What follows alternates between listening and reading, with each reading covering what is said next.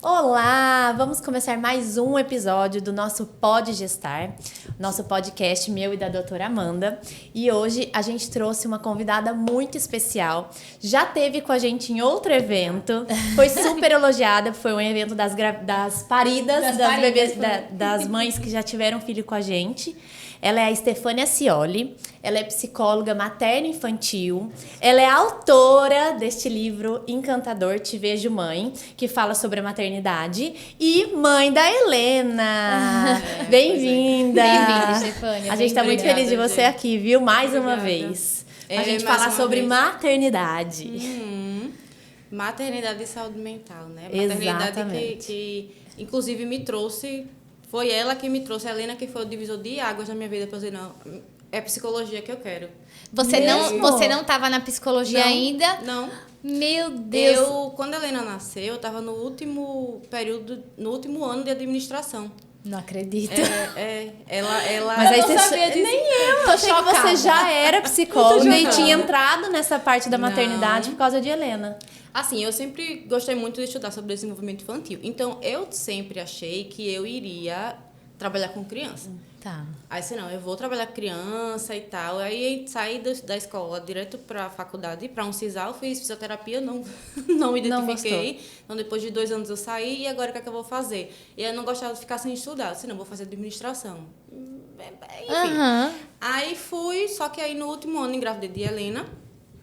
E aí, eu já estudava sobre disciplina positiva e educação positiva, antes mesmo de ter ela. Sempre gostei muito desse assunto. E aí, quando eu engravidei de Helena, que eu me vi com a Helena nos braços, eu disse, não é com criança que eu quero trabalhar, é com a mãe dessa criança. É a mãe dessa criança que precisa de ajuda. É a mãe dessa criança. Não é com ela. Eu quero trabalhar com mães.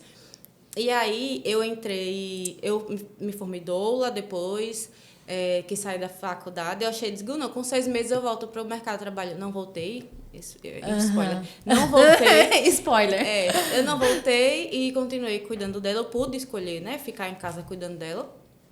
E aí fiquei com ela e o tempo foi passando, e aí eu pensei em pedagogia, mas não é isso, psicopedagogia, mas também não é isso.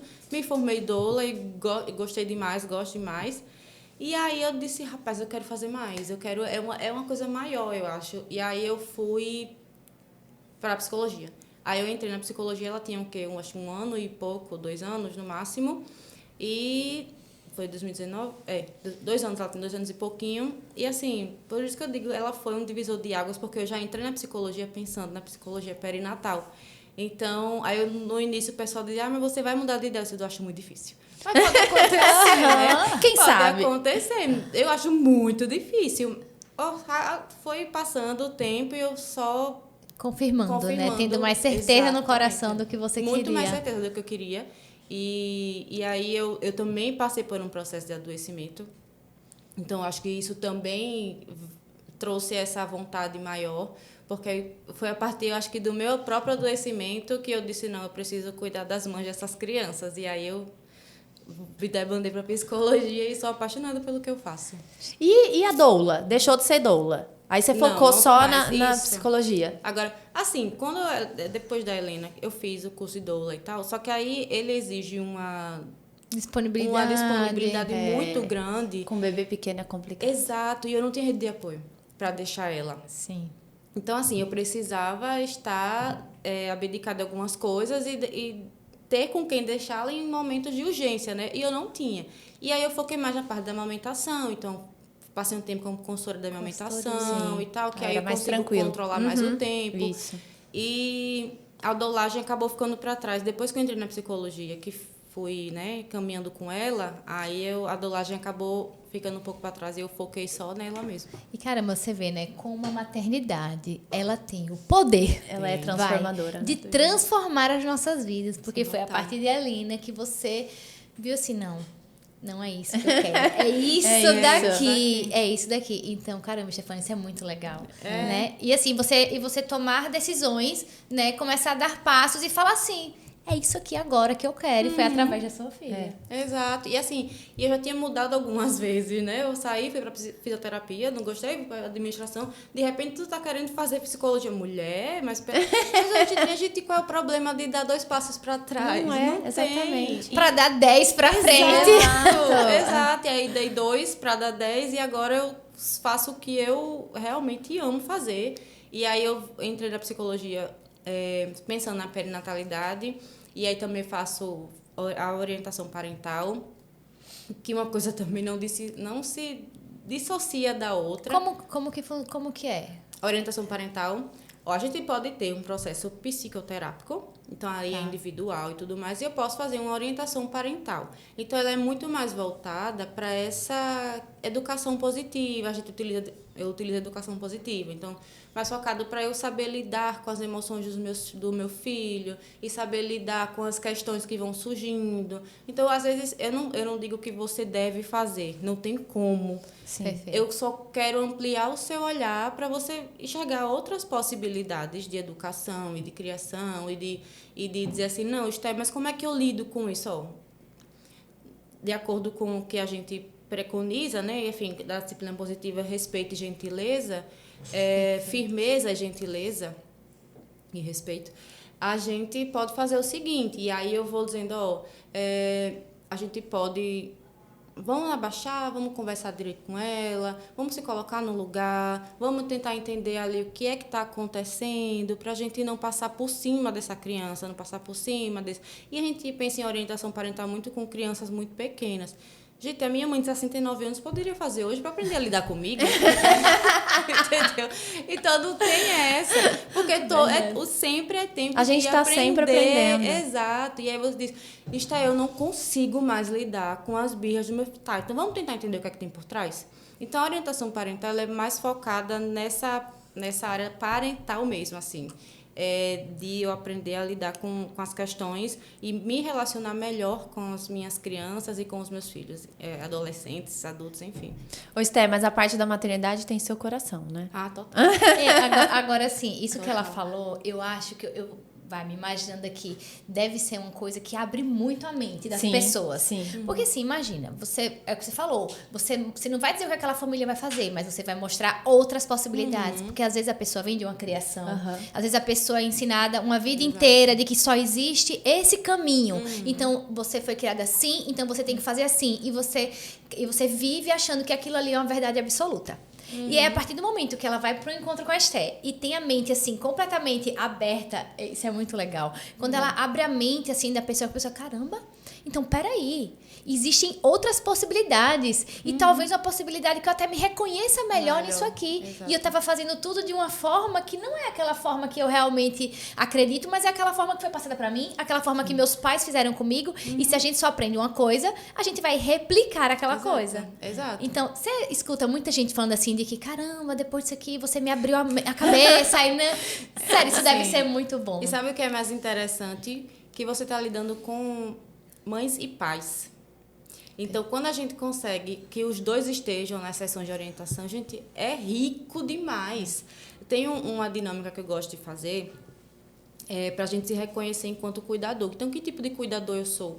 Eu sou quem dos dois é mais ouvinte? Quem dos dois está ali mais ligado, focado na parte de afetiva, assim, eu gosto mais de abraçar. Qual dos dois está focado mais na parte do trabalho? Qual dos dois está focado mais no dia a dia?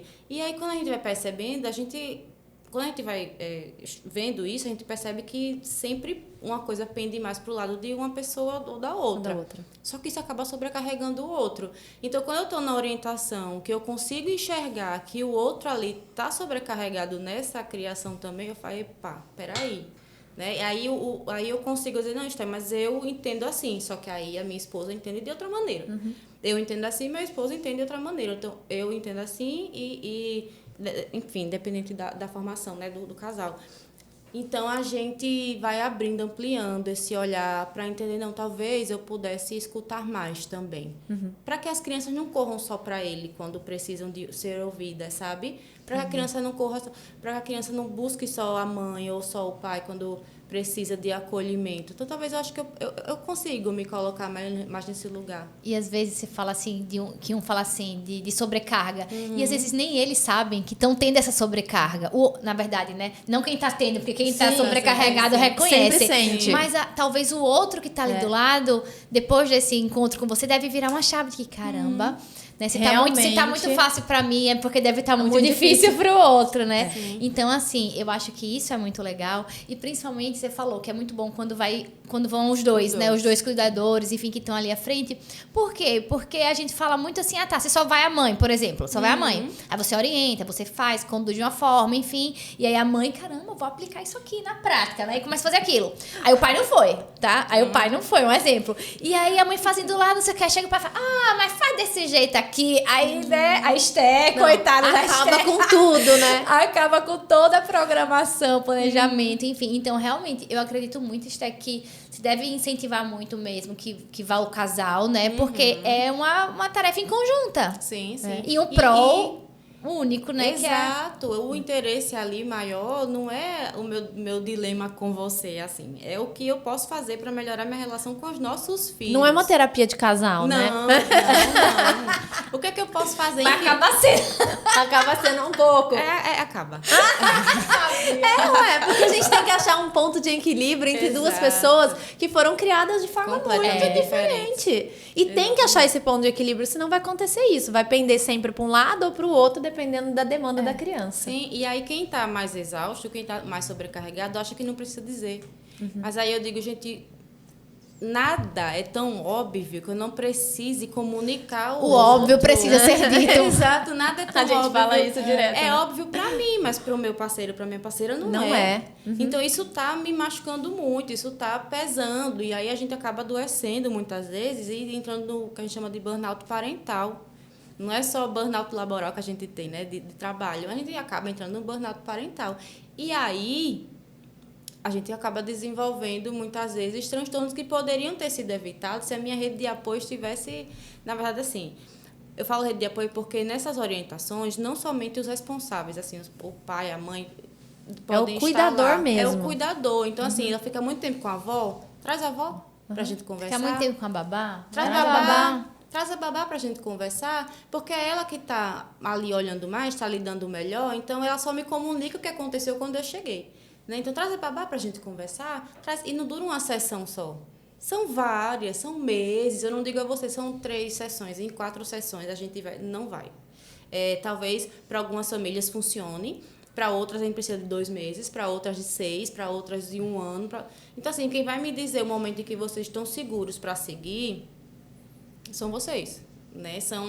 É a família que está ali. Porque quem está... Aí faz isso, muito obrigada, você ajudou. Minha gente, eu fiz o meu trabalho, é dos bastidores, eu digo.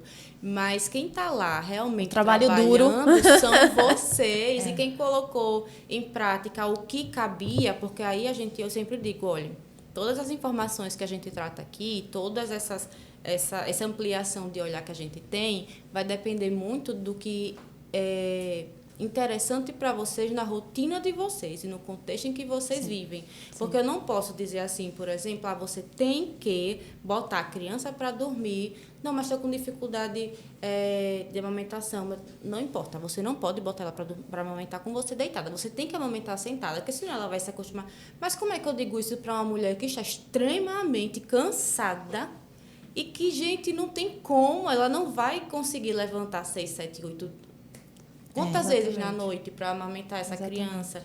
E aí eu digo, gente, olha, o que eu posso fazer, o que a gente faz é passar informação. E aí, na doulagem é a mesma coisa. O meu papel é de passar informações, tá ali como suporte, mas quem tem que tomar decisão é você. Na psicologia é exatamente a mesma coisa. Eu não posso te dizer o que fazer, porque eu não vivo na sua pele. Então, eu posso só... ter uma visão meio que de fora, né? Exato, de fora, para a gente realmente conseguir enxergar outros caminhos. E quando a gente está dentro do turbilhão, a gente não consegue. É muito difícil. Eu acho que a psicologia, ela organiza pensamento. Basicamente isso, né? Sim. E nesse momento, principalmente da maternidade, do pós-nascimento, a gente está assim... com um turbilhão. Exato. Emocional, hormonal, tudo, tudo, né? E junta tudo com a Junta criança tudo. que, Que só chora. Que só chora, que depende unicamente de você. E aí eu É surto babado, mesmo. é babado. É babado. O suco do caos, né? Então tem que ter cabeça, tem que ter mental. Eu lembro que quando eu tava grávida de Maria Carolina, eu fiz o pré-natal emocional. Que o pré-natal emocional, aí eu fiz com a minha doula na época, e ela falava assim, que mais do que você se preparar fisicamente, né, para tudo que está por vir, se preparar financeiramente, enfim, você precisa se preparar mentalmente. Porque a nossa cabeça, a nossa mente, ela comanda tudo. Ela faz toda a diferença. Então, se você não tá preparada para viver aquilo, para viver aquele parto, para viver aquele puerpério, sabe? Então, tudo fica muito mais difícil. Então, mesmo. quando a gente tá munida de informação, quando a gente tá munida, assim, de uma paz, né, mental, assim, a gente consegue realmente levar tudo com mais tranquilidade. Escolhas, né? Eu tenho escolhas de fazer ou não, de seguir ou não. Eu posso. E é interessante você falar do pré-natal emocional. A gente dá muita importância também ao pré-natal psicológico, junto ao pré-natal médico. Então, assim, porque como você fala, a gente se prepara e estuda sobre a amamentação, sobre o enxoval, a gente vê o que precisa, sobre como é que vai ser o parto. Mas aí, como é que vai ser na hora que eu for para o hospital? Vai ser em casa? Vai ser tal. Eu preciso da cadeira de amamentação? Eu preciso disso aqui?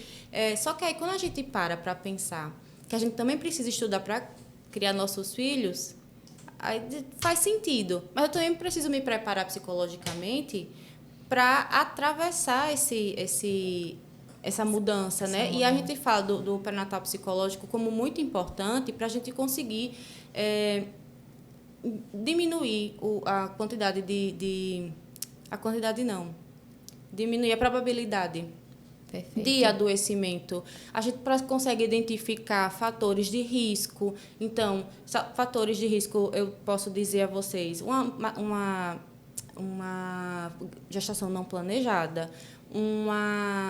eu estou em situação de vulnerabilidade socioeconômica, a minha relação Uma mãe solo. é instável, eu não tenho parceiro ou parceira, né? Então, eu passei por muito tempo de infertilidade, eu tenho um histórico de adoecimento psíquico, que foi o que aconteceu comigo.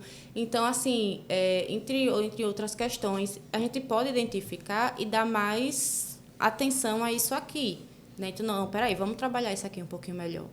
E aí a gente consegue, junto a isso, eu vou alinhar minhas expectativas, tanto em relação ao parto, como em relação a esse bebê que eu estou idealizando, porque provavelmente ele não vai ser como você está pensando. Diga, veio do futuro, né? Veio do futuro dizer. Um spoiler. Exatamente. Não, de que forma eu idealizo? Porque é impossível eu não pensar como é que eu quero. Como é que eu acho, né, que eu quero, como é que eu acho que essa criança vem. Não tem como. Isso independente de eu estar gestando, de ser adotante, não importa. Eu idealizo um futuro com ela, e quando esse futuro se quebra, quando isso se quebra, a minha idealização se quebra, a minha expectativa está frustrada, se frustra, sabe? E aí como é que eu lido com isso? Então a gente no pré-natal psicológico leva muito isso em consideração também, e inclusive a relação com a minha rede de apoio, porque a gente não, assim, grande parte das mulheres atravessa isso sozinha, só que ela está no momento mais vulnerável da vida dela. E eu digo isso porque se a gente for para a estatística, 1 em cada 4 mulheres vai desenvolver depressão pós-parto. Eu tenho baby blues, que aí já vai para 80%, 70%, 80%, mas ele é transitório. A depressão pós-parto, não. 20% das gestantes têm ansiedade, desenvolvem ansiedade. Então, assim, no pré-natal, a gente consegue diminuir ali a chance do pós, porque a maior parte desse adoecimento no pós iniciou na gestação.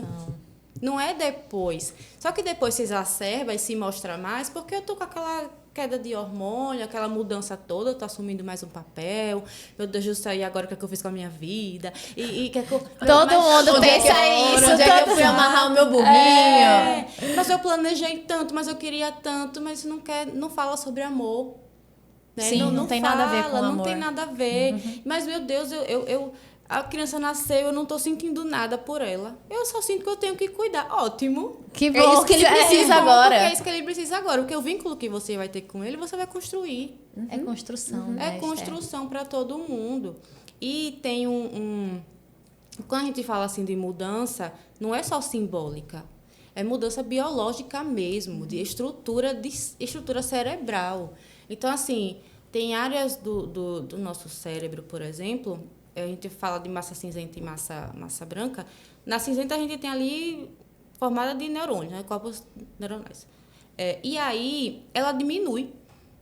Como? Se é uma área que ela é importantíssima para o meu raciocínio, para a minha memória de trabalho, para a minha tomada de decisão, para a minha atenção, para a minha leitura de emoções, para o processamento cognitivo, como é que no momento desse, uma área tão importante do meu córtex enxuga, diminui em até 5%.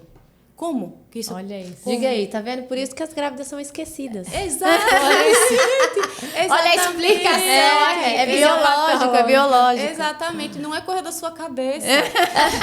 Exatamente acontece. Mas aí você pergunta, como é que isso pode ser adaptativo e benéfico?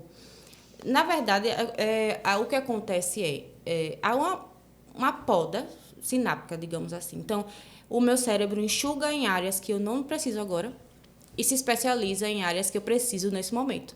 Então, eu sou desatenta? Sou, mas não em relação às coisas do meu filho. Então, eu sou muito atenta às necessidades dele, para manter a sobrevivência dele. E áreas ligadas ao afeto, ao fortalecimento de vínculo, também. Eu consigo fazer isso. Fortalecer o vínculo do meu filho, né? Com o meu filho, com a minha filha. Independente se for gestante. E aí é interessante. Mas aí como é que fica quem não gestou? Acontece a mesma coisa.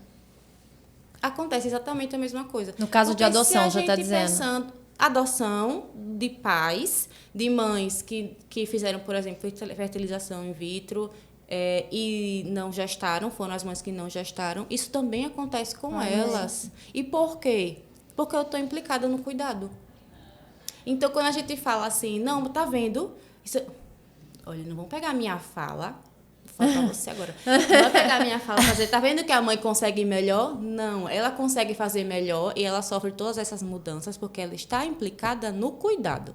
Então, se o pai também está ali implicado nesse cuidado e eu estou ali atento, e eu estou o tempo todo querendo saber e fortalecendo esse vínculo com meu filho, ele também passa por mudanças biológicas. Os avós também, os cuidadores, outros cuidadores também. Então, qualquer pessoa que esteja ali, porque no meu cérebro precisa se adaptar a esse novo momento, né? Independente se eu for mulher, se eu for homem, se eu for... Não importa. E aí a gente tem também, fora isso... áreas relacionadas ao alerta, estar alerta, né? A atenção, que também estão mais ativadas. Então, isso é bom, só que isso também pode ser ruim. Porque, assim, a gente tem aqui a ocitocina, que a gente fala muito do hormônio do amor, mas a gente também tem o cortisol. E o cortisol é o hormônio que me deixa mais alerta, só que ele também é o hormônio do estresse, né? Se eu estou num quadro mais ansioso, o que é que esse cortisol em excesso vai fazer por mim? Vai piorar. Então, é isso que a gente fica muito atento também nesse acompanhamento, né? Porque a psicologia perinatal, eu vou acompanhar, ela é ligada principalmente para esse ciclo gravídico puerperal, o pré-natal psicológico também. Então, ela difere da psicoterapia convencional por conta disso. Né? O pré-natal psicológico, porque a gente está bem focado nesses...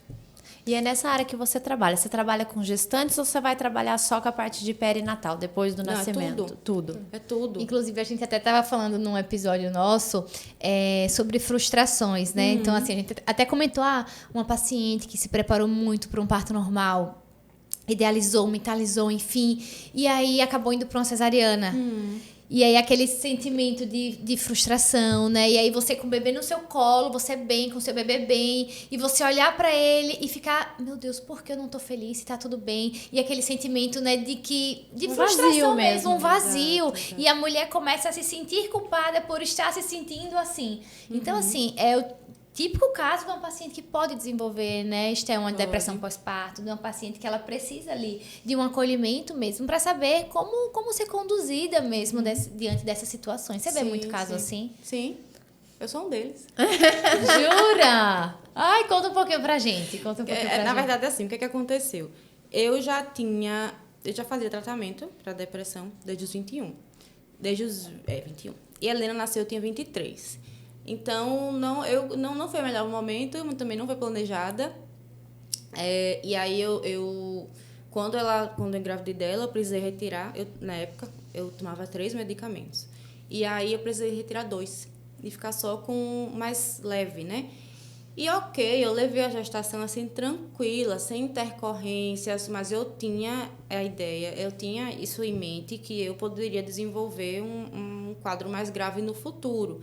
Só que aí, o que eu fiz? Eu continuei com a minha terapia, né? Eu continuei o acompanhamento psiquiátrico, a minha terapia e tal. Hoje, eu percebo que se eu tivesse com uma terapeuta ou um terapeuta perinatal, eu teria tido um pouco mais de cuidado em áreas específicas, sabe? Porque é uma psicoterapia que ela é diferente, assim, digamos, de foco, né? E aí, depois que a Helena nasceu, eu queria o parto normal, só que não deu. E aí, a gente fala também o que é fator de risco, violência obstétrica também é fator de risco. Nossa, e eu grande enorme. Né? E eu confesso que hoje eu entendo que não ter sido respeitada na minha decisão fez muita diferença no seu estado mental. Fez, porque assim, na hora não. Depois eu entendi que não, pode ser cesárea, ela vai nascer bem, tá tranquila e tal. Só que ela veio de cesárea porque eu não fui respeitada. Não é porque eu não tinha condições, não é porque ela estava em sofrimento, não é porque ia ser mais rápido, sabe? Ai, mais cômodo. Deus. Mais cômodo. Então, eram falas, por exemplo, do tipo assim, esse piercing sai? Eu disse, não sai. Mas a anestesista não vai gostar. Eu digo, tá, mas eu vou precisar da anestesista? Eu sei que no parto normal a gente pode precisar, mas era uma anestesista que ela falava assim de cesárea, né? Aí não, mas se nada der errado, a gente tenta um parto normal. É diferente de se Se houver uma indicação, a gente vai pra cesárea, mas se nada der errado, né? É diferente. É diferente. Aí eu já fiquei com isso na cabeça. Eu disse, não, tem alguma coisa errada, mas enfim. E aí, no dia, eu fui, estava com 3 centímetros, como iniciando ainda ali uma fase latente, né? sabe? Bem inicial. Mas, enfim, a Helena veio de cesárea e eu fiquei muito frustrada. Porque eu achei ótimo, maravilhoso. Ela estava bem, ela nasceu bem, mas foi uma frustração grande para mim, porque não foi isso que eu idealizei. E eu não trabalhei, de fato, com esse assunto, né? Essa possibilidade. Essa possibilidade. Eu não trabalhei com a possibilidade de não ter. Por mais que eu dissesse assim durante a gestação, não, eu prefiro um parto normal. Mas aí se ela vier, mas eu não trabalhei profundamente com isso, eu não me aprofundei nisso. Eu fiquei ali só, não tá, mas vai ser normal. Mas se vier cesárea, tudo bem, mas vai ser normal. Mas vai ser normal. E aí, quando não aconteceu, enfim, foi frustrante. E aí eu fui para a amamentação. Eu não amamentei, eu não consegui amamentar. Já no dia que eu saí da maternidade, já saí chorando. Quando a gente fala de baby blues, a gente fala ali do 3º para o 4º, 5º dia, começa e aí aos poucos ele vai diminuindo, né? Não a gente tem aquela oscilação emocional, está mais chorosa, está mais melancólica, mas aí isso vai diminuindo, eu não sei de onde é que isso está vindo, mas aí com 2 semanas, 3 no máximo, ela passou. Não preciso de um tratamento mais específico. A depressão, não. Ela é diferente, né? Ela tem ali um fator de desesperança muito forte, né? E falta de prazer pela vida. E aí eu estou muito mais chorosa e a tristeza profunda. E quando eu saí da maternidade, não demorei 3, 4 dias. Foi imediato. Foi imediato. Que poderia ter demorado ou poderia ter desenvolvido até 2 anos depois dela. E que seria considerado depressão pós-parto. 2 anos depois? Jura? Inclusive, essas mudanças cerebrais que a gente estava falando agora, elas vão... pra gente se recuperar e... Bota Voltar 2 anos tudo. Oxi. da criança. E aí eu imagino você, Esté, já trabalhava chegou a trabalhar com consultoria de amamentação. Fez dolagem. Então, assim, queria um parto normal para cesárea. Queria amamentar, não conseguiu. Então, imagina na cabeça, né? Na cabeça que, meu Deus, foram muitas frustrações. E muita coisa decorrente de violência obstétrica. Então, assim, lembrando, tá, gente? O que é violência obstétrica? É tudo aquilo que é feito, que a gente prepassa, né, na gente, nosso bebê, enfim, sem o nosso consentimento, sem ser respeitada nosso desejo, mesmo, né? Então, tudo isso se configura um quadro de violência obstétrica, que, diga-se de passagem, é muito mais comum, tá, do que a gente imagina. E a violência obstétrica, ela pode vir de todos os lugares, Pode vir lá de profissionais, pode vir de familiares. E ela não é só o obstetra que grita com a gestante, não é só, né, aquelas manobras que não devem ser feitas. Violência obstétrica é muito mais do que isso. Ela, às vezes, é silenciosa. É até ela só não fala sutil. Sabe, esse tipo fala sem maldade, né? Esse tipo de fala. O contrário deveria ter sido dito pra você. Se não der certo o parto normal, a gente vai pra cesárea. E se tudo der.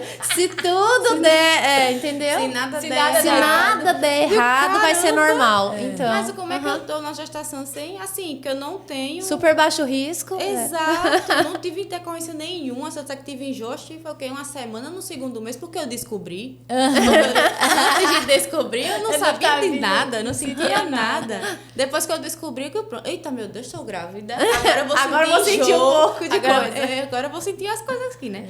Mas foi isso, assim. E como eu já tinha um histórico prévio, isso que ele fala de fator de risco, a minha obstetra já estava ciente, a minha terapeuta também. E aí, mas só que a minha gestação foi tão tranquila que ela disse, Esté, eu acho o seu risco de desenvolver uma depressão mais grave, muito pequena. Gente, eu já saí chorando.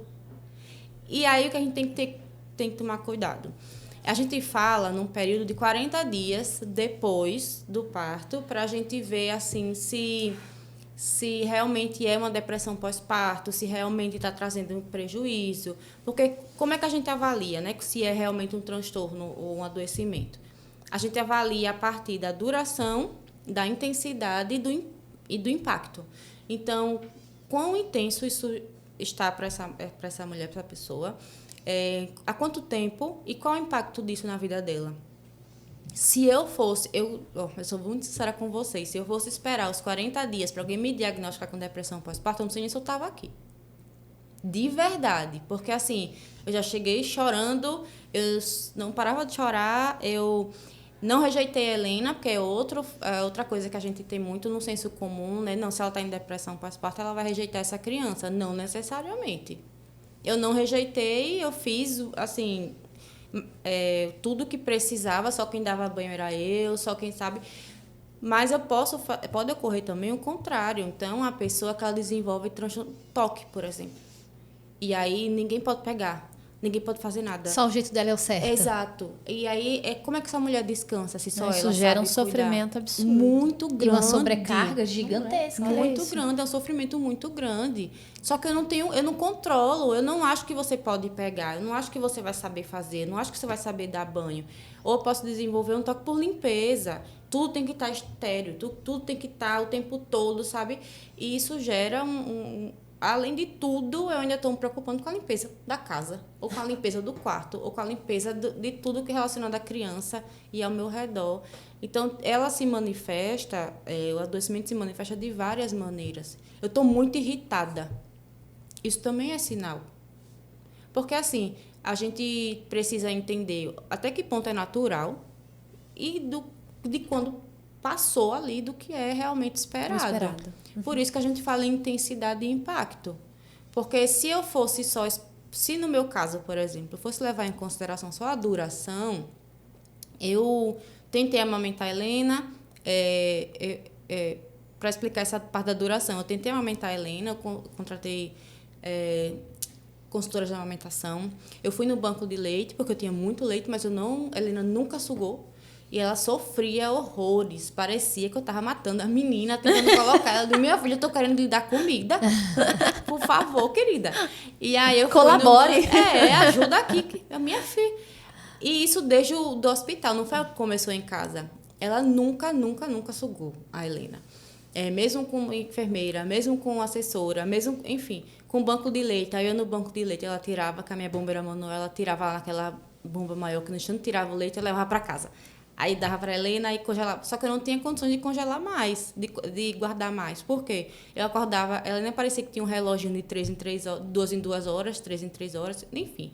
E aí o que eu fazia? Eu acordava meia hora antes, tirava na bomba, dava a ela dormia. E aí você tirava a da próxima. Mais, aí depois eu acordava antes, aí tirava. Que momento eu descansava se essa menina era recém-nascida e quase não dormia? E isso também colaborava para minha piora. E aí vem os comentários, sabe? Mas você, a neném tá mamando? Eu lembro que uma vez eu recebi uma ligação, a neném tá mamando? Tá, não. Eu não tentou o suficiente, né? E minha gente, se eu tava no buraco que eu queria me enfiar, eu achei que eu ia me enfiar mais ainda. Então, é muito cuidado com quem, inclusive, a gente recebe em casa. E aí eu digo que eu comecei a não querer ninguém lá em casa. Eu proibi todas as visitas. Não queria ninguém. E isso, assim, proibição de visita não é só para quem adoece, não, viu? Porque eu acho a gente já falou isso aqui uma vez. Eu acho que eu não consigo visitar antes de um mês. Gente, é um turbilhão tão grande. Tanta coisa acontecendo. É uma adaptação, naquela casa, naquela família, naquele tanta coisa sendo adaptada. Pra chegar uma pessoa adentrar e ficar, mulher, mas essa pega não tá boa, não. Mas, ó, não, não tá colocando essa menina pra mamar direito, não. Exatamente. E não sei o quê. E ainda cobra, e a gente tem que fazer sala. E você lá, com o peito machucado. E aquela coisa. E, meu Deus do céu, não visitem, gente. Sabe não, que essa visita aí não... Exato. Não é hora, não é hora disso. Sabe o que é interessante? Que tem gente que até hoje me perguntou se podia visitar a Helena recém-nascida e eu pedi tempo, né? Chegou um momento que eu disse, espera um pouquinho, porque a gente tá um turbilhão aqui e tal. Até eu fui muito sincera assim, em relação à amamentação e eu não tô muito bem. Tem gente que não conhece a Helena até hoje. Não, quantos anos ela Helena tem? 9 anos, né? Agora já pode, já gente. Tem 9 anos. Já passou essa fase, pode visitar. Diga, aí agora você fala assim, agora também nem eu sei se quero mais, não né? Quero. Então tem gente que não conhece ela até hoje. Então, assim, eu às vezes eu não sei se é muito a curiosidade de ver a criança, enfim, não sei. De dar palpite, eu acho. De palpitar, né? Exato. Mas voltando à questão da duração da intensidade, eu digo que, por exemplo, eu só piorava. E aí, da vacina na Helena, primeiro martírio, parecia que eu estava indo para a forca. Saí com ela para fazer o teste do pezinho, meu Deus do céu, que inferno. Eu não queria. Minha gente, alguém leva a menina por mim, mas não podia, tem que ser eu. Eu e o pai dela. Eu tinha que ir lá no banco de leite para ele me ajudar a tirar, esvaziar o seio e tudo mais. Bora, eu tenho que dar banho de sol. Eu não quero. Eu só queria dormir. E esse sono não era o natural. Porque eu realmente estou muito mais cansada. Mas você não está em alerta quase em momento nenhum. Alguma coisa está errada. Alguma coisa está errada. Uhum. E aí eu só esperei 20 dias para me comunicar com a minha psiquiatra que eu não estava bem. Eu estava péssima. Eu estava muito mal. E aí eu falei com ela e ela avaliou e tudo mais. E eu já tinha um histórico também. Então, assim, é muito do contexto geral. Não é só... Eu não vou diagnosticar ninguém. A gente não diagnostica ninguém só com um sinal, com um sintoma. Não, é tudo. Vem um conjunto inteiro. E aí, quando a Helena fez uns 20 dias, eu lembro como hoje desse dia. Eu tinha que dar uma vacina nela. E aí eu pedi para o pai dela ir na psiquiatra. Porque eu tinha ligado um dia antes e ela disse que não podia me atender porque estava cheio. Eu fiquei desesperada. Digo, meu Deus, mas eu não aguento mais. Eu acho que eu vou... Não sei. Enfim. E aí ele me levou lá. Quando chegou lá, a moça disse, ela vai precisar sair. Ela não ia conseguir lhe atender. Estava eu, o pai da Helena e a Helena no bebê conforto, dormindo calmamente, tranquilamente, sem saber nada que estava acontecendo. E eu chorando. Digo, não, mas ela precisa me atender. Moça, pelo amor de Deus, pelo amor de Deus. E aí ela me atendeu. Ela não contou história. Eu disse assim, eu lembro que eu disse assim, doutora, eu desisto do meu sonho. Um dos meus maiores sonhos nessa vida é amamentar minha filha. Eu desisto. Se o remédio não for compatível com a amamentação, não tem problema. Eu paro, sabe? Eu paro. Mas eu preciso cuidar dela. Ou eu me cuido e cuido dessa menina, ou eu não vou conseguir. E aí, lembrando que, assim, medicamento, vocês devem falar isso sempre, né? Medicamento psiquiátrico, para transtornos psicológicos, não necessariamente são incompatíveis com a amamentação. Sim, né? tem muitos que são compatíveis. E hoje em dia são muito seguros, inclusive.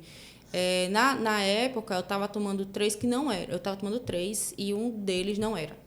Então, eu realmente não poderia. Então, ou eu voltava a me tratar da forma como eu deveria e cuidava dela, ou eu continuaria tentando amamentá-la sem meu tratamento que eu precisava. E aí eu estava tão mal, mas tão mal, que eu não contei história. Eu disse, doutora, eu preciso. Eu não tenho como. Aí ela chamou o pai da Helena, conversou com ele e tudo mais. Ela já me acompanhava antes. Ok.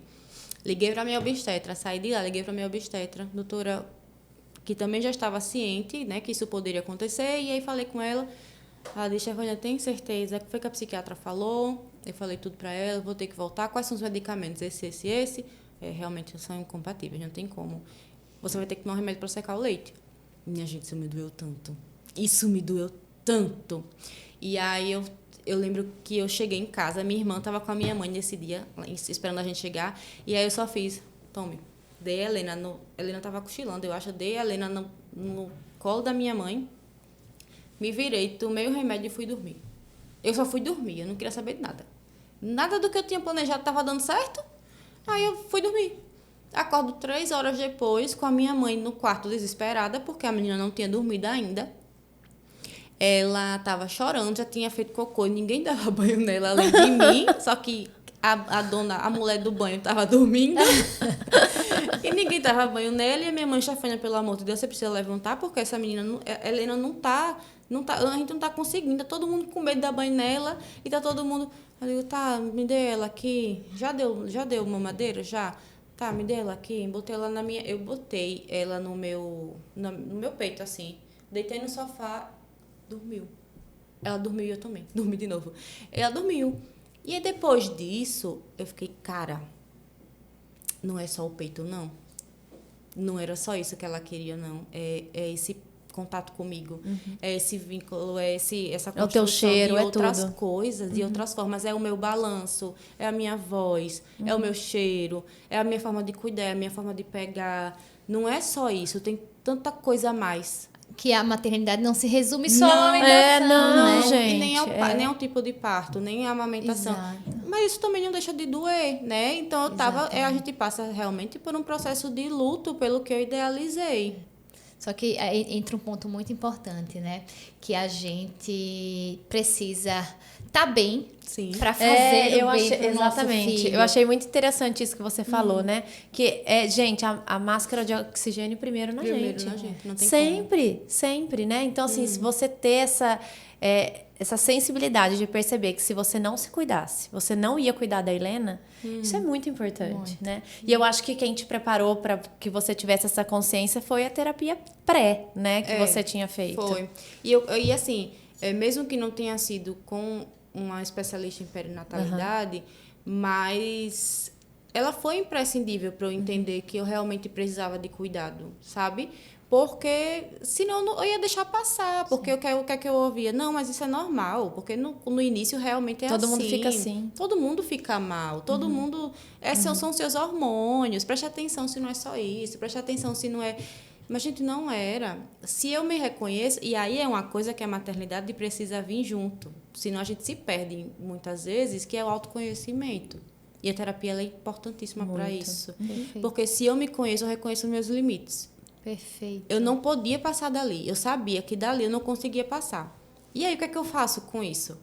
Né? Porque não é só eu me conhecer. Eu também preciso saber como é que eu ajo depois disso, né? E aí, quando eu comecei a entender que era muito mais do que a amamentação, que era muito mais do que o parto que eu não consegui ter, que era muito mais Eu digo, não, realmente, vamos levando. E mesmo assim, eu ainda me culpei por 1 ano.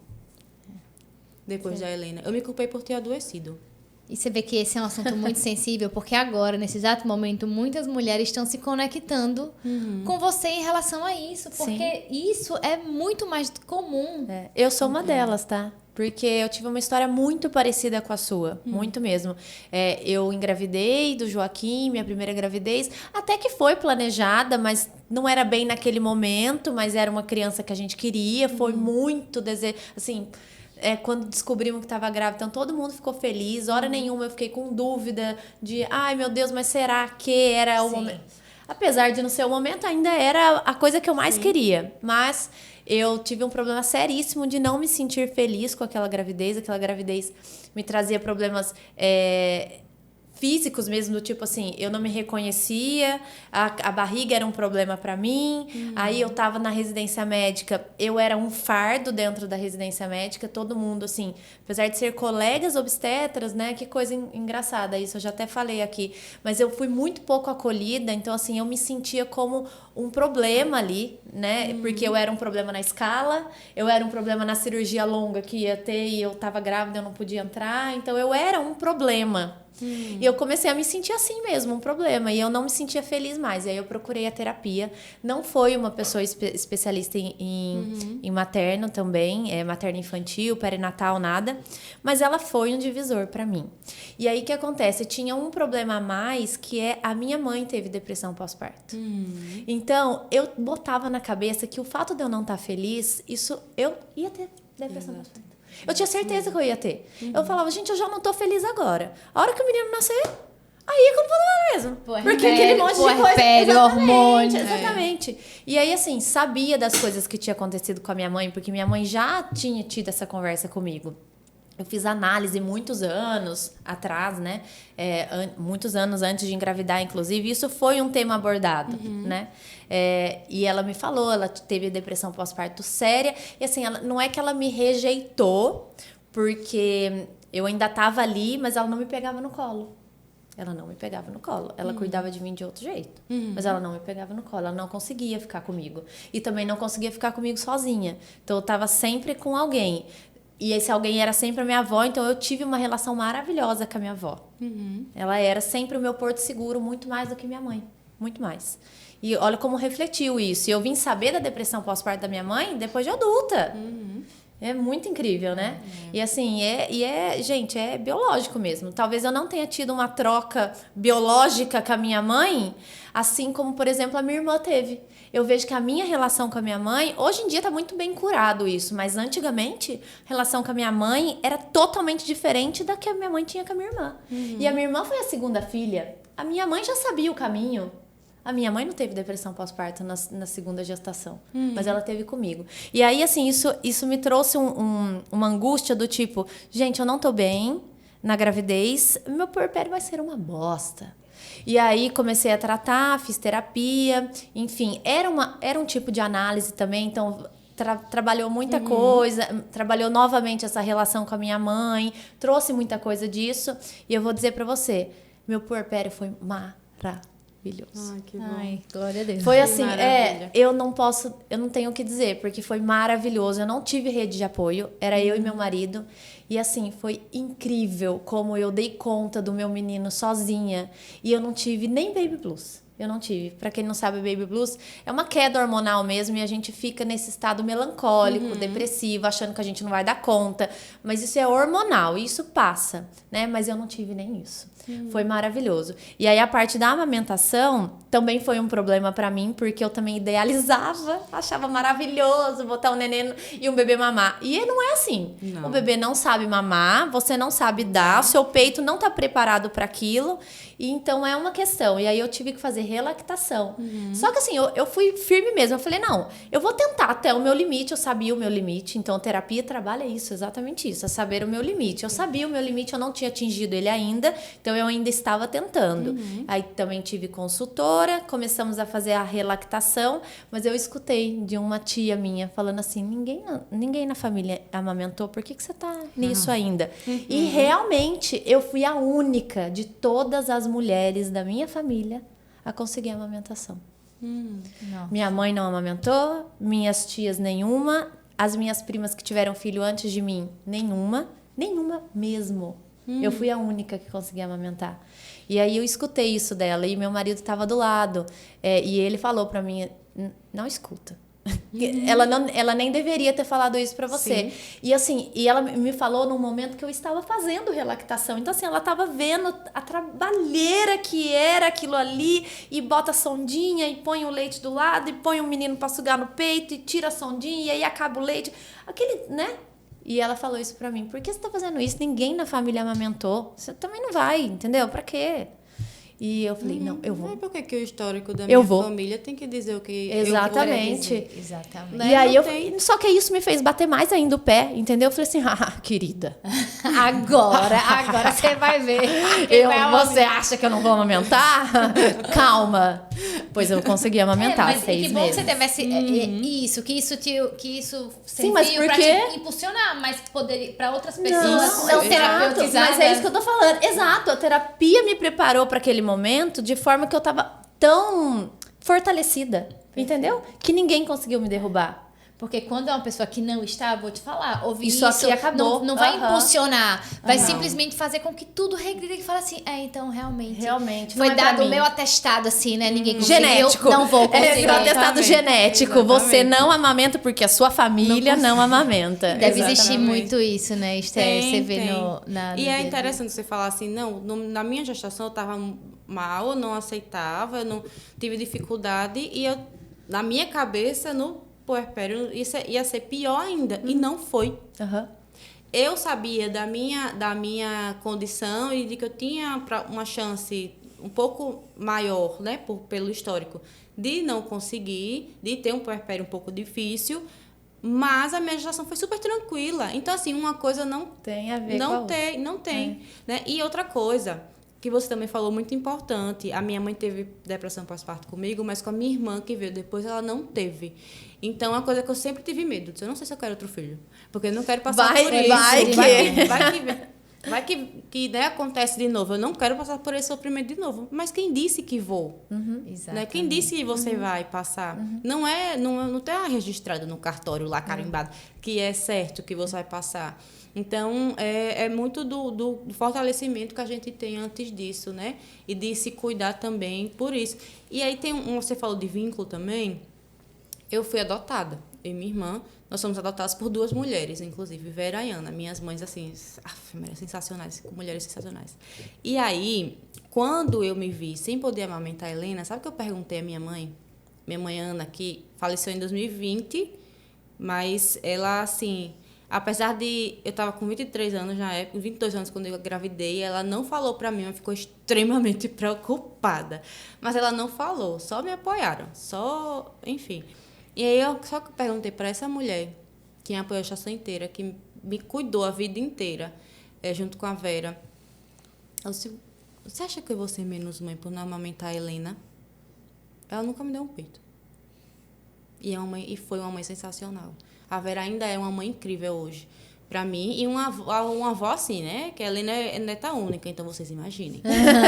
Deus no céu e a Helena na terra. E aí eu disse... depois eu falei, minha gente, como é que eu pergunto um negócio desse? Eu estava tão mal que isso não me soou ruim na hora.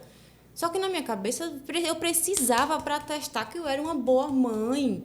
E eu não consegui. E você tinha a maior prova dentro de casa, que não era sobre Exatamente. isso. que não era sobre isso.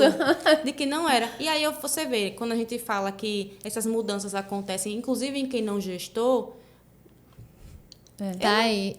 sabe? Ela continuou atenta, ela mudou completamente ali o cérebro dela em relação a vínculo, em afeto, em tudo, e não foi ela que gestou. Me pegou bebezinha, também não acompanhou a gestação, me pegou bebezinha. Então, quando eu perguntei isso para ela, depois que eu parei para pensar, eu digo, rapaz... Por que eu fui perguntar isso? Não é só isso, né? Tanta coisa a mais, tanta coisa a mais. Eu tinha uma relação tão boa com elas, tenho hoje com a Vera e tinha com a Ana, e não foi isso, não é sobre isso, né? É muito mais. Mas elas também foram imprescindíveis nesse momento, porque elas estavam atentas a mim. Então, eu também não ficava sozinha, Sua mãe não ficava sozinha, eu também não ficava sozinha. E eu nunca entendi, eu nem tinha percebido isso até muito tempo depois. Só que o que aconteceu? Eu me sentia tão culpada que todo mundo que perguntava se ela mamava, eu tinha necessidade de explicar por que não. Detalhadamente, como se fosse uma coisa assim Uma pra obrigação, você. né? Exato. Só que aí não estava explicando para ninguém. Era para mim. Pra você. Eu queria diminuir a minha própria culpa. A minha culpa não me moveu para a ação. A minha culpa me moveu para autocobrança, para autocrítica. E me botava muito para baixo. Então, toda vez que alguém perguntava, mas ela mama? Eu falei, não. Mas, eu contratei assessora, eu tentei, eu dava no copinho, eu dava no dedo, assim, o pai dela botava, assim, a coisinha, o meu leite no dedo para ver se ela não perdia, né? Não botava mamadeira, confusão de bicos e tal. Eu fiz tudo isso, viu? E eu ficava super mal depois. Aí eu passei a ter raiva de quem amamentava, porque eu digo, caramba, todo mundo consegue. conseguiu, porque eu que não consigo. O que foi que eu fiz de errado? E eu passei a ter raiva das pessoas. Eu não era das pessoas, né? Era de não ter conseguido. Eu não estava lidando bem com isso. E aí foi 1 ano arrastando isso comigo e era muito sofrido. Porque eu via as pessoas amamentando, eu não queria ver. Eu via as pessoas... Eu não queria falar sobre isso, assim. E eu falava, mas assim... Aí, quando foi no aniversário de 1 ano da Helena, eu me sentei. Eu lembro que eu estava chorando tanto, porque parece, minha gente, que aniversário de 1 ano é um negócio... É uma festa pra gente, vamos ser sinceros. Lógico que eu mantive essa criança viva por 1 ano. Sobrevivemos. Eu sobrevivi e manti ela viva. Estamos aqui vivos, né? E aí eu lembro que quando ela fez 1 ano, eu me sentei do lado do berço, ela estava dormindo, aí eu comecei a chorar. Falei, minha filha, me desculpa. Desculpa por ter adoecido. Desculpa por não ter conseguido cuidar de você muito bem no início. Desculpa, mas por que eu não cuidei muito bem? Eu fiz tudo que eu pude, da maneira como eu podia, sabe? Eu não deixei de cuidar. E aí foi muito trabalho para eu conseguir lidar com isso, porque eu também não tinha um acompanhamento assim que me tranquilizasse e dissesse, Esté, é normal sentir que você fez a coisa errada. Não necessariamente você está doente. Eu estava. Mas não necessariamente quando você diz assim... Sente isso, né? Por que eu fiz isso? Por que eu tive filho? Porque não necessariamente está adoecendo. Meu amor, você está numa nova fase da sua vida. Você nunca fez isso, não. Você nunca fez isso antes, não. E mesmo que tenha feito, eu tenho 2, 3, 4, cada um é diferente do outro. Totalmente. E assim, eu acho que é muito essa autocobrança. Isso que você Sim. falou, sentir raiva da pessoa que conseguiu. Eu vejo muito isso, que eu recebo muitos casais que não conseguem engravidar, né? Quadros de infertilidade ou de aborto de repetição, enfim. Então, eu acho que esse grupo, né? Essas pacientes, elas também precisam desse acolhimento. Porque imagina, você tá lá tentando há 1000 anos engravidar, não consegue. Você já teve 3, 4 perdas. Aí você olha uma mulher grávida do seu lado, aí você fica com ódio. Oh, meu Deus. Porque tem aquela mulher engravidou, porque todo mundo no seu Instagram tá grávida e você não tem um filho. Exato. Então, assim, pouco se fala dessas mães, dessas mulheres, né? E do tanto que elas precisam de apoio, de acolhimento. Sim. Porque o que mais se escuta é assim, e tu não vai engravidar, não, é? Ah, não, perdeu, foi, mas tava bem no comecinho, né? Gente... Vai, vamos dar uma dica Deus, aqui, exato. tá? Se você está conversando com uma pessoa, né, que passou por uma perda gestacional, ofereça seu abraço, né? Ofereça suas orações, mas não fala pra ela, mas estava no comecinho, então você nem amava tanto ainda. Ah, mas foi o primeiro, você é jovem, daqui a pouco você engravida de novo. Ah, mas que bom que... Não é isso que você tem que falar. Por quê? Porque isso só vai fazer com que a pessoa se sinta pior, como se você invalidasse aquele bebezinho que já esteve ali. Sim. É uma vida. É uma vida. Independente disso, foram expectativas que foram quebradas. Porque exatamente. você vê um beta positivo, você vê um teste positivo, você já imagina. A festa de 1 ano, você já querida. imagina a festa de 1 ano de formatura da escola, o que é que vai fazer, seus netos, festa de você 1 ano. imagina tudo. Daqui a pouco ela tá saindo de casa, meu Deus do céu. Meu Deus, e agora? Então, Tem que aproveitar criar- cada O que, minuto. que eu vou fazer? Mas é sério, você criou ali toda uma história, uma perspectiva em relação a tudo, e você perde aquele bebê, e aí a pessoa vai tentar ali. E às vezes são pessoas que nos amam, que querem Sim. nosso bem, mas é na tentativa de falar alguma coisa, né? Ah, não, tenho que falar alguma coisa para ela se sentir bem, e acaba falando coisas que não são bem-vindas. Então, né, só acolhe essa pessoa, essa mulher, né? Dê o seu abraço, mas não tente querer amenizar o que ela passou, porque o que ela precisa não é disso, ela precisa de acompanhamento, de amor, de um colo e de uma escuta mesmo, entender né? que ela tá passando por um luto. Gente, é um luto. É um luto. Cada um passa do seu jeito, claro, né? Vai ter mulheres que vai passar mais tranquilamente, outras que vai sofrer um pouco mais, mas é sempre um luto real, independente do momento em que essa perda acontece. Eu digo que nunca é cedo demais para sentir o adeus. Nunca é cedo demais.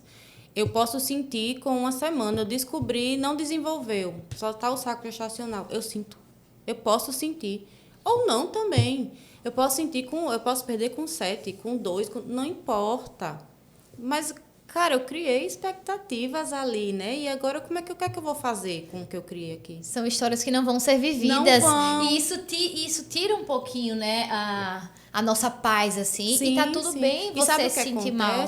Quando você fala assim, a pessoa na ânsia de falar alguma coisa para amenizar, na realidade, eu não estou tentando amenizar a dor do outro, eu estou tentando amenizar o meu desconforto relacionado à dor do outro. Nossa, eu não consigo lidar com o sofrimento daquela pessoa, eu não consigo lidar com o choro dela, eu não consigo lidar com Se ela chorar na minha frente, o que eu vou fazer? O que eu vou fazer? Eu tenho que dizer alguma coisa, não tem.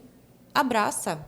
Sabe? Eu pergunto, o que é que você precisa que eu faça agora? Você precisa que eu prepare alguma coisa para você? Você precisa que eu fique aqui hoje? Precisa que eu fale com alguém para vir ficar com você hoje, caso você não possa? Então, pergunta o que ela precisa, sabe? Dá um abraço, acolhe, porque é isso, não é... Eu não vou dar solução prática para um problema que é emocional, um sofrimento que é emocional, não tenho como. Não tenho como. Se ela me pedir uma opinião sobre os cuidados depois relacionados assim ao corpo, ok. Mas o emocional, que tipo de solução prática eu dou? Não existe. Que tipo de solução eu dou que não seja atravessar com acolhimento, que não seja atravessar com apoio? Não tem outro... Porque, assim, tudo que a gente não vive, a gente guarda. Se eu não elaboro, eu guardo. Aí você diz, mas ela só fala nisso porque ela precisa elaborar isso. Quanto mais a gente fala, mais a gente elabora, melhor a gente elabora. Quando ela está falando para você pela 15ª vez como aconteceu, ela está repetindo para ela, não é para os outros. É o que eu fazia e eu só vim tomar consciência disso na terapia, de que eu repetia para todo mundo para tentar diminuir a minha própria culpa. Não era porque as pessoas precisavam. Da justificativa. Não, quando ela pergunta assim, mas por que você justifica para todo mundo? As pessoas perguntam. Não perguntam. Então, você está justificando para quem? Eu digo, não, é para mim. Realmente, é para mim. E isso foi, assim, divisor de águas, né? Entender, ter essa compreensão, né? Sim.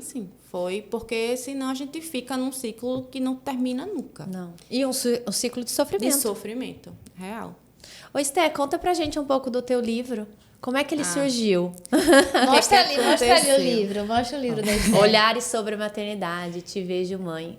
É outra coisa, que antes já Helena, eu nunca imaginei escrever alguma coisa. A maternidade, ela diz, ela faz isso com a gente. Não é só turbilhão, né? Assim, o que aconteceu? Quando a Helena fez 3 meses, eu me sentia muito sozinha. Sabe, eu li esses dias um livro, eu terminei de ler esses dias, o Mama, que é da Marcela Tiboni, maravilhoso, e é relato de uma maternidade homoafetiva. E ela dizia que depois que a Mel, que é a esposa dela, saiu do hospital, que eles fizeram fertilização in vitro, sêmen de doador, anônimo, e a Mel foi quem gestou. Mas a Marcela também amamentou. Então, ela passou por um processo hormonal também muito grande, né? E aí, ela estava falando do caos que foi lá no hospital. E quando eles saíram do hospital, assim, gente, eu não sabia que dia era, mas o mundo não tinha parado. E eu senti tanto isso quando eu estava em casa com a Helena, depois que eu saí do hospital com a Helena recém-nascida. Porque, para mim, o mundo tinha parado ali, naquele momento. Estava tão focada que não existia mais nada, só que os carros continuavam passando na rua. As pessoas continuavam indo trabalhar. E a vida acontecendo. A vida de todo mundo andando. E eu da janela olhando, gente, ninguém parou comigo, não? O que é isso que está acontecendo? A casa fica diferente. O ritmo da casa relógio é diferente. Exato. Eu não sei o que é relógio. né? Eu só sei porque eu vejo o sol se pondo e nascendo. E eu acordada. E eu acordada. Ele vai descendo, vixe, meu Deus, acabei de ver esse sol subindo.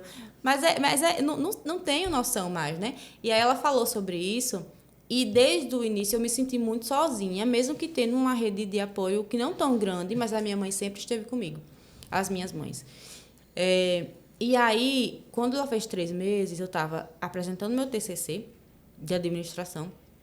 Eu estava cuidando dela, eu cuidava dela sozinha. O pai dela saía de manhã, voltava de noite, basicamente. E não tinha ninguém em casa para fazer nada. Então, eu almoçava iogurte e pipoca, às vezes, e biscoito. E, gente, não façam isso, não. Mas tem dias que realmente não dá. Sim. Tem dias que realmente não consegui. Até o momento que eu disse, vai ter que ser quentinha. Porque eu não tenho como cuidar dela e cuidar da casa. Não tem como. Mas aí é outra coisa, né? Privilégios e escolhas que eu pude fazer. Mas aí, voltando, eu me sentia tão sozinha que eu comecei a escrever. E aí eu fiz um perfil no Instagram, era o Esté Acioli, eu acho. Não era Te Vejo Mãe ainda.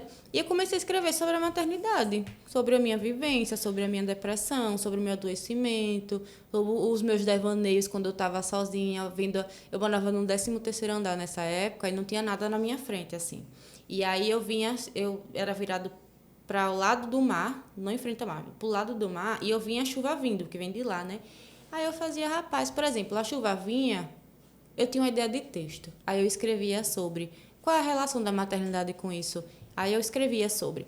Eu tinha uns devaneios lá, eu escrevia. Aí foram chegando mulheres que conversavam comigo, que já tinham passado por isso, mas não sabiam com quem conversar. Se identificando. E aí, uma vez eu abri o direct, eu nem tinha muito seguidor, nem nada, mas eu abri o direct e tinha um relato gigantesco de uma mulher conversando comigo, e no final ela dizia obrigada por me ouvir, mas eu não tinha nem lido. Eu não tinha nem lido ainda. Eu tinha acabado de abrir e ela agradeceu antes. Ela só precisava botar para fora. E ela disse, rapaz, tem coisa aqui. Aí continuei escrevendo e passava os textos para o meu computador. Ele escrevendo, publicava, passava para o computador. Quando foi em 2020, abri um edital para a Lei Aldir Blanc, que é do Ministério da Cultura, né? Secretaria de Cultura. E aí um amigo meu que já sabia dessa minha paixão por escrever e tal, manda. Aí eu não tinha nada. Eu fui rever o original lá, fui reescrever algumas coisas. O que é que eu preciso? De documental, fui juntando tudo, mandei. Quando eu cheguei lá, teve um erro lá, entrei com recurso, eu sei que eu fui contemplada com a Lei Aldir Blanc, e aí eu consegui lançar o livro. E esse livro, como eu estava falando para vocês, ele é feito por várias mãos, assim, porque as ilustrações foram uma amiga minha que é arquiteta. A Helena. Oh, meu Deus! Helena. Essa foto também é você? Sou da eu. capa. Inclusive, é uma foto minha com ela, quando ela era recém-nascida, e ela estava exatamente assim. Eu estou segurando, aí eu mandei essa foto para ela, ela só reproduziu. Que lindo. Na ilustração.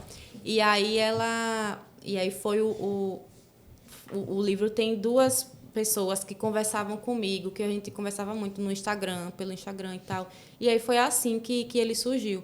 E no livro eu falo ele é basicamente dividido em 2 partes. Então a primeira eu falo sobre a maternidade idealizada, o relacionamento depois da maternidade, porque muda também. Totalmente. O relacionamento com o parceiro, com a parceira. Aí eu falo do adoecimento, da culpa, da filha que eu idealizei, da maternidade que eu idealizei. Enfim, falando sobre várias coisas. E na segunda parte são crônicas. Então, são os meus devaneios, assim, eu digo. Que legal. O que eu vinha pensando e na hora que saía, escrevia, aí o livro... E se a pessoa quiser adquirir esse livro, como fazer? Eu sou o marketing, eu sou o financeiro, o comercial, o financeiro, eu sou tudo, entendeu? Então é só falar comigo. Ai, gente, sigam ela no Instagram, inclusive, é ótimo. Então, @Te Vejo Mãe, né? Isso. Então é só... E aí foi o que deu o nome do Instagram, foi o nome do livro. Porque... E aí você me pergunta por que Te Vejo Mãe. Eu quero que você se sinta vista por mim, sabe? E de dizer assim, cara, o que vocês fazem, por exemplo, dos grupos, do Gesta Move, do Conexão Materna. Gente, isso é tão importante. Tão importante, porque preciso me sentir pertencente. O ser humano já precisa se sentir pertencente e nesse momento de vulnerabilidade, de tantas dúvidas, tantos medos, eu preciso de outras pessoas ao meu redor para dizer assim, mulher, eu estou passando por isso também. Ninguém, tá, então peraí. Não é só eu, não é só né? comigo. Não é só comigo, né? Não é uma experiência tão individual quanto eu imaginei que seria. E isso me traz uma sensação de pertencimento muito grande. E a gente precisa disso. A gente precisa disso, de estar em contato com o outro. Inclusive porque se a gente não precisasse tanto de vínculo, um bebê não sobreviveria. Né? A gente é um ser completamente social, ninguém vive sozinho. Então, o que vocês fazem é extremamente importante e eu consegui perceber isso depois do Instagram, dos grupos e a importância da gente compartilhar com outras pessoas, né? Não só para mim, mas para os outros também. Eu passei uma época fazendo um pré-natal psicológico com a outra psicóloga aqui de Maceió, a Nara, que inclusive foi assim, eu estava na faculdade ainda e ela foi maravilhosa, e era com mulheres em situação de vulnerabilidade socioeconômica. E aí a gente fazia, e assim, é tão bom sair da bolha também, e ver que tem outras realidades completamente diferentes. E aí como é que eu cuido, por exemplo, de uma pessoa, de uma gestante que a comida dela no almoço é farinha com café. Não tem como. Que tipo de cuidado emocional eu ofereço a ela? Ela precisa de mais, ela precisa de comida primeiro. Né? Então, a gente também visitar outras realidades e ver outras formas de gestação e de maternidade. Porque eu preciso me adaptar ali. É por isso que a gente diz que a gente não diz a ninguém nunca o que ela deve fazer, mas o que é que dá para você, né? O que é que dá no seu ritmo, na sua realidade, no seu contexto social, enfim. Mas aí porque é muito diferente, né? Como você fala para uma mulher dessa sobre rede de apoio, sobre o que fazer com o bebê, quanta coisa a gente tem, né? Educação positiva, exatamente. A gente fala, a gente dá opções, a gente dá informação, mas aí cabe a pessoa, né? Exato. Dentro da sua realidade, implementar aquilo. O que ela consegue fazer? Eu lembro que eu estava na faculdade ainda, a gente foi fazer um trabalho num posto de saúde e aí foram justamente na roda de amamentação. Mas, gente, quando eu chegava num lugar que tinha alguma coisa relacionada à maternidade, eu fazia, eu quero, me leve. E aí teve essa roda nesse dia, todas estavam amamentando, tinha uma que não tinha conseguido, mas essa mulher, eu lembro que a enfermeira fez assim, mas não pode, mas como foi que você fez?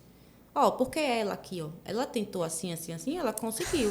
Mas você... E a comparação, eu acho que pega muito isso, aí ela né? ficou assim... Muito. Aí eu lembro que na hora depois, eu não sou uma pessoa que consegue... Eu sou muito tranquila, muito na minha, mas quando eu vejo um tipo de coisa assim, eu faço assim, não tem como, não né? tem como. Assim, a gente não... Por favor. Ela estava sofrendo ali, sabe? Então, a gente precisa se adaptar também à realidade da outra pessoa. E é aquilo que eu digo. Não é aliviar o sofrimento dela. Eu estou querendo aliviar a minha ansiedade. E aí, para um pouquinho para pensar, né? Antes de falar alguma coisa, enfim.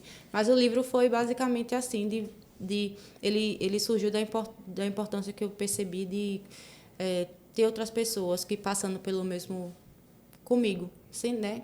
E a importância do que eu falava também, porque eu achei que ninguém lia, mas a importância do que eu falava também para outras mulheres que estavam passando, dizendo, nossa, eu achei que eu estava sendo a culpa tão grande porque eu não estava tão feliz assim. E, mulher, mas ele tem quanto tempo? Espera um pouquinho, né? Vamos construindo isso aos pouquinhos, né? Vamos na troca de fralda. No olho. É uma nova vida, né? Exatamente. É uma nova pessoa. Eu acho que muitas mulheres vão acabar se conectando Sim. de alguma forma com esse livro. Eu até estava lendo aqui atrás que tem uma dedicatória aqui de uma paciente sua, não sei, uma leitora. Ela era leitora. Ela escreveu: ela, com sua escrita, marcou o início da minha cura. O início de uma maternidade mais leve, real, que se supera e se perdoa a cada dia. Eu acho que toda mulher deveria sentir isso. Principalmente essa questão da maternidade mais leve, né? Porque às vezes a gente vê alguma pessoa, eu já passei por isso com gente da família, assim, uma maternidade tão pesada, sabe? Um sofrimento com tanta coisa.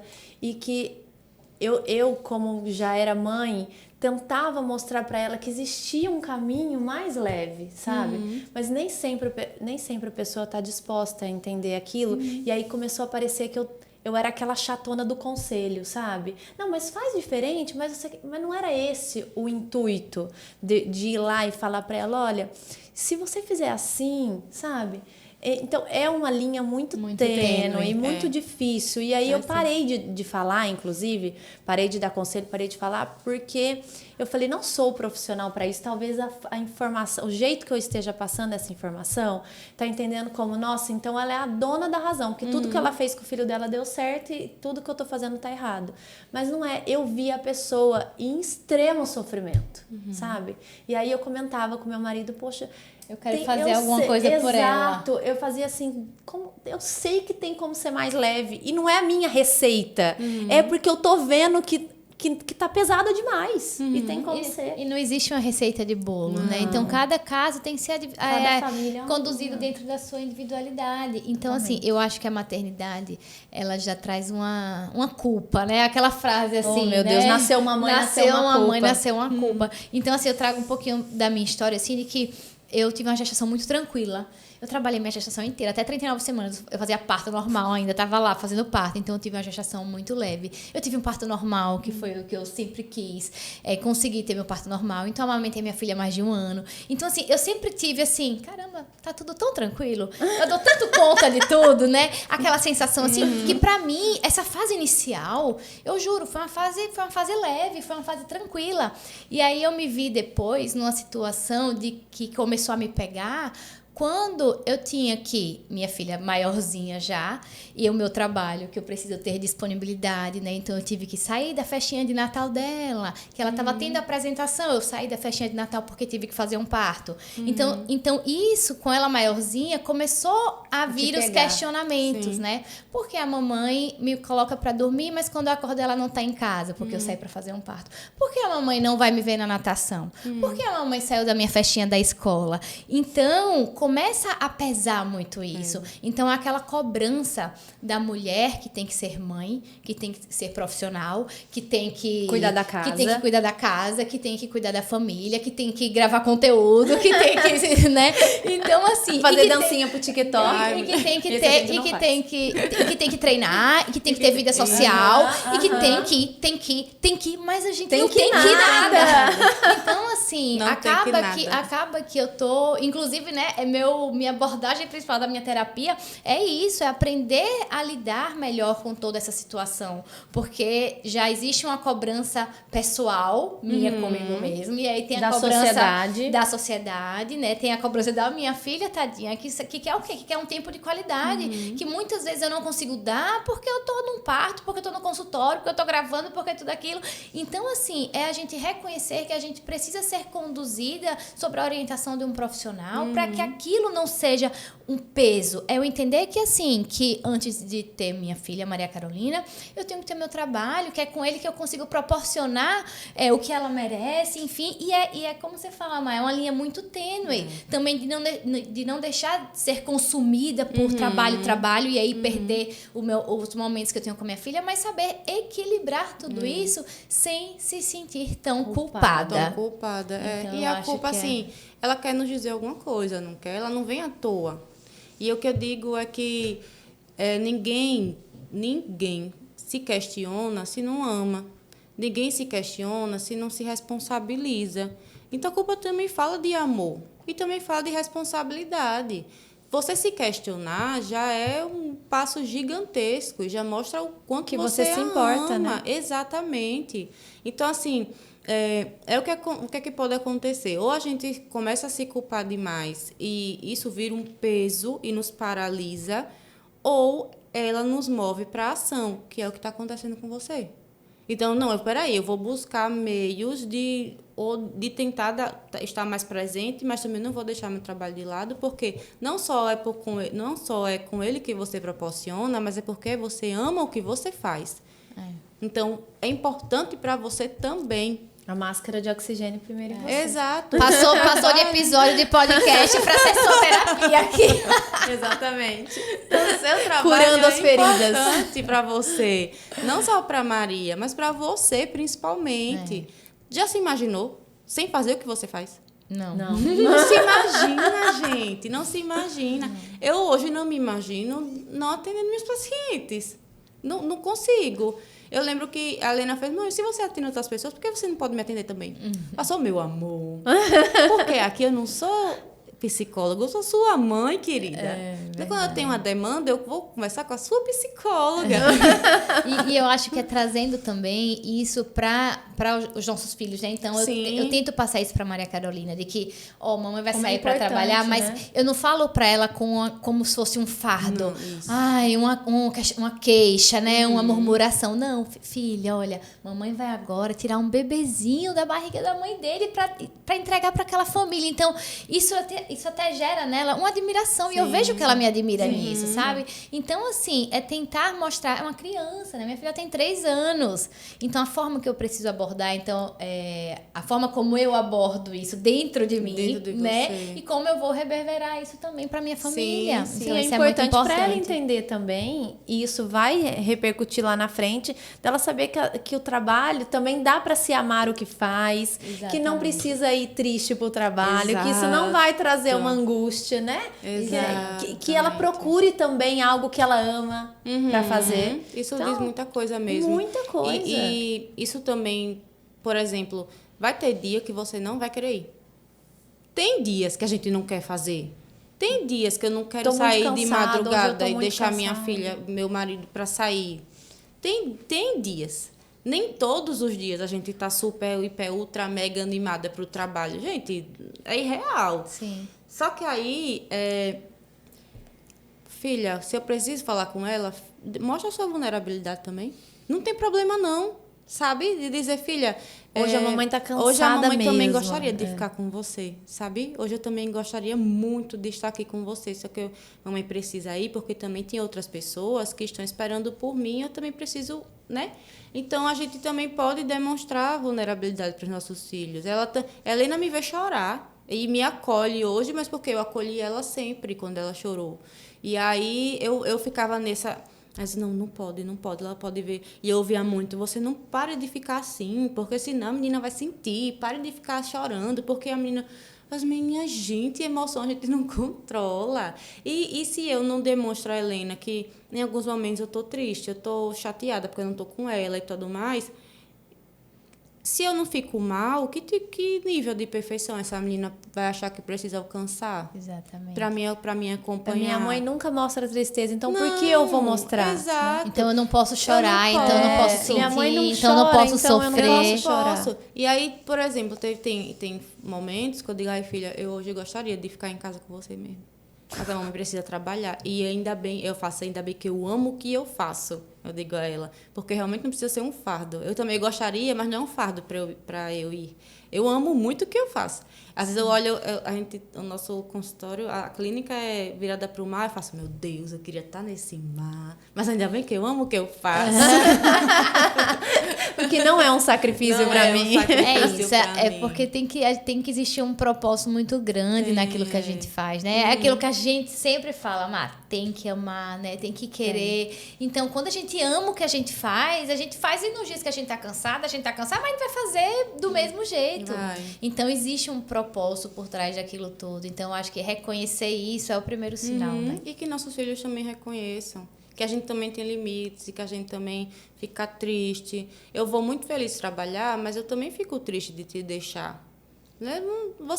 A gente não desvincula uma coisa da outra. Não precisa sentir só uma coisa, né? Não precisa.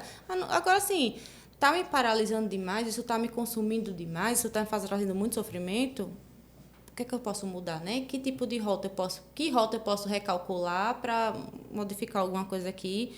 Porque também não pode ser um fator de sofrimento para você. Né? E pra gente. Enfim. Exatamente. Gente, olha, eu acho que muita mãe, né, muita mulher aqui vai se conectar com aquilo que a gente está conversando, porque isso sobre a maternidade, sobre a culpa e sobre a cobrança pessoal, sobre a cobrança das outras pessoas. Então, acho que esse episódio aqui tá ouro, hein? Tá ouro mesmo. Porque, assim, eu acho que é isso, sabe? E ser uma profissional que tá ali à frente para proporcionar, eu acho que deve ser muito gratificante para você. Porque eu acho que você deve pegar famílias assim, que chegam naquele caos caos, né? Daquele caos, assim. E você ajuda eles a organizar as ideias, as condutas, orientá-los, enfim. Então, Sim, acho dos que dois lados, né? Como Exatamente. gestante ganhando o bebê e com o aconselhamento parental. Sim, a Orientação parental. Então, exatamente. acho que é muito gratificante, né? Viver isso. Eu disse, não, eu não queria vir.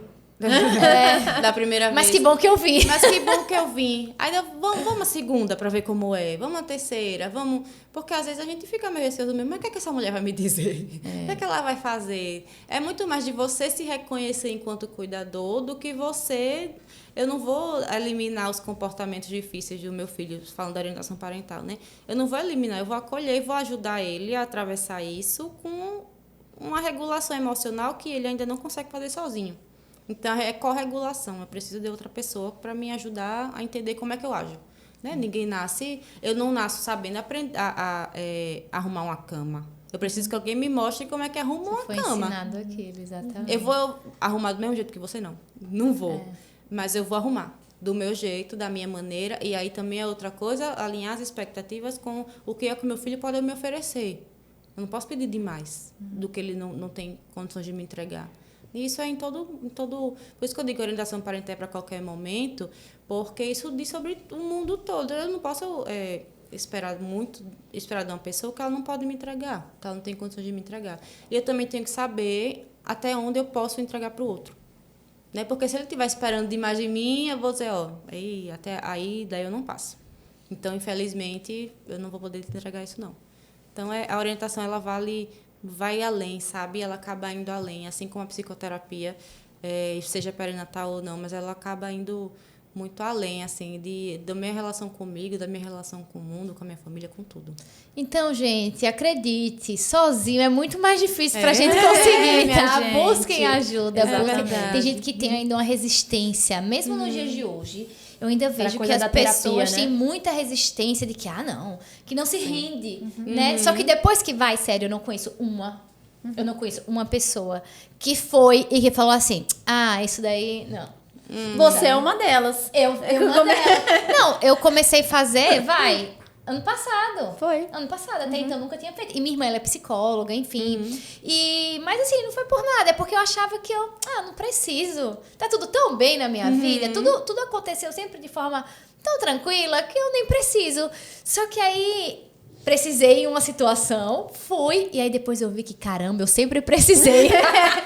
Foi, ela fez, porque eu não comecei isso antes. Eu falei, Marina, como é isso? Que mágica é essa? Eu fiz, querida. Que mágica é querida, essa? eu faço desde muito tempo. E assim, isso me trouxe um autoconhecimento absurdo. Hoje em dia eu reconheço quando eu preciso de ajuda. Isso é muito importante, né? Demais. Porque assim, eu Demais. fiz terapia há muito tempo e tal. E aí, me deram alta. Não é que deu alta, mas assim, começou a ficar desnecessário num momento de vida. E aí, passou, enfim, nada. Aí, agora eu vejo quando eu preciso de terapia. Quando eu preciso voltar, sabe?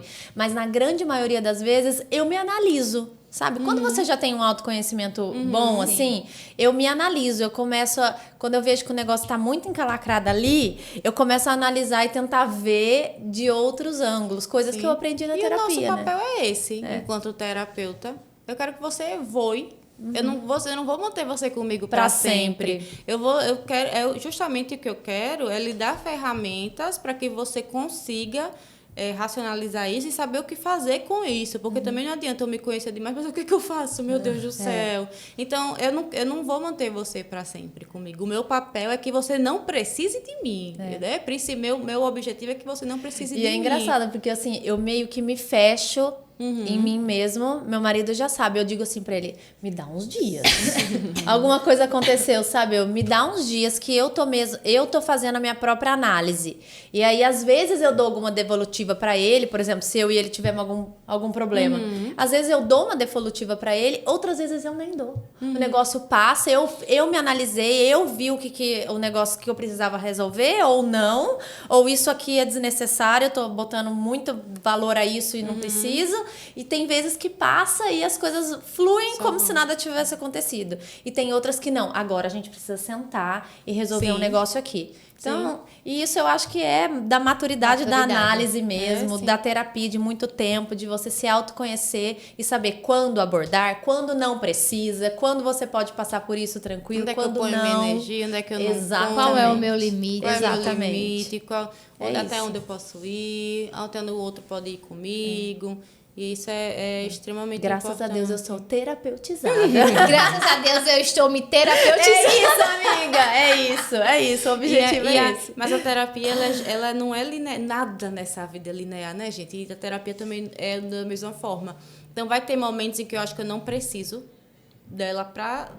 Tá tudo ótimo. Mas eu não preciso esperar que aconteça um incêndio para eu procurar o bombeiro, né? Assim, Exato. tipo, eu posso evitar que isso aconteça, né?